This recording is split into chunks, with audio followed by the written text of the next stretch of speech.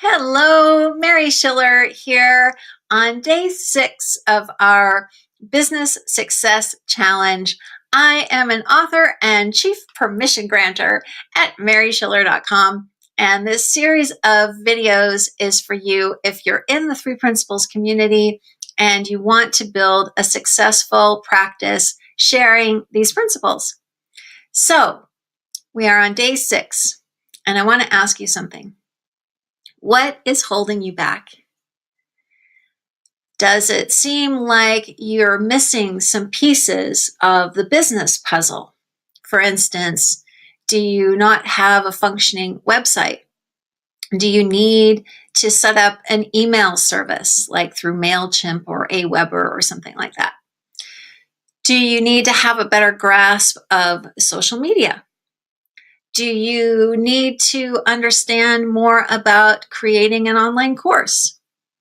Do you need to, if you feel like it, deepen your understanding of the principles or explore some new ways of sharing them before you can really work with people comfortably? Do you need a way to schedule people's appointments effectively? There are all kinds of bits and bobs to creating a business, but at the core of it, you know what I'm going to say, right? There's only ever one thing that is holding us back, and that's that we're listening to some thinking.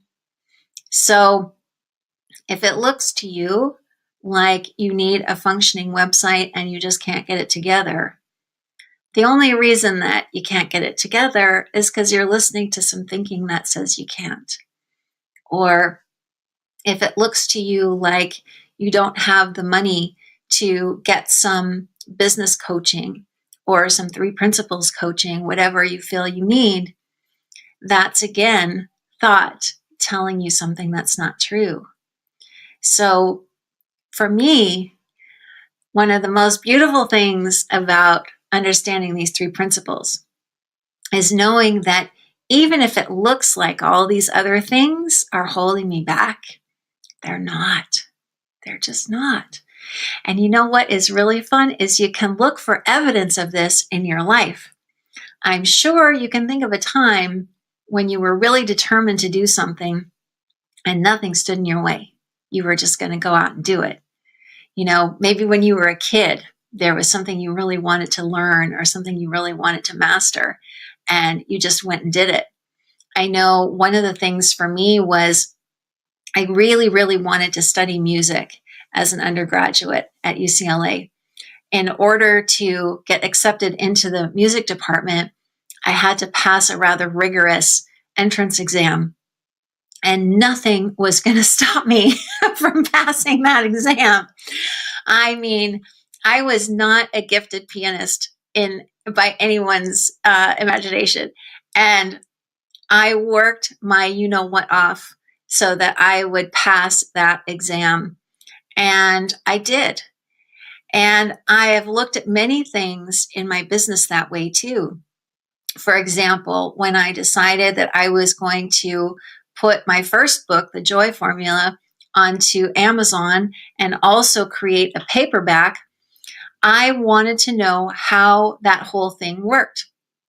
I wanted to be able to not just write the book, but design the book, interior and exterior, and figure out what I needed to put on the blurb on the back and how to make the whole thing actually look like a book. And nothing was going to stand in my way, because anytime I had a thought that said, Mary, you can't do this, I just ignored it because it was so important to me. It was such an inspirational thing that I wanted to do, not just for myself, but for other people, that there was nothing that was going to stop me. So we can look at this in a couple of different ways. We can say, well, if I keep sort of stopping myself from doing something, it's either that I'm listening to a lot of thinking that says I can't do it, or I'm listening to some fearful thinking, that can happen too, that is saying, you know, I'm not good enough to do this, or this will never work, or who am I to talk about the principles, or who am I to be a coach? We can have lots of kind of weird thinking like that. So that's one reason why we may be feeling like we're held back.